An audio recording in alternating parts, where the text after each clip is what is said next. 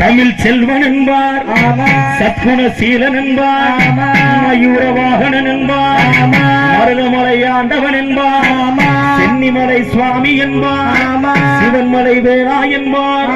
அவ்வையிடம் மாசி பெற்றவனா, அப்பனுக்கே பாட சொன்னானா, கார்த்திகை பெண்ணிட வளர்ந்தவனா, தென் தமிழ் காத்த தெய்வமா. அப்படிப்பட்ட முருகனவ ரொம்ப ரொம்ப சின்னவனா சுவாமி, சின்ன சின்ன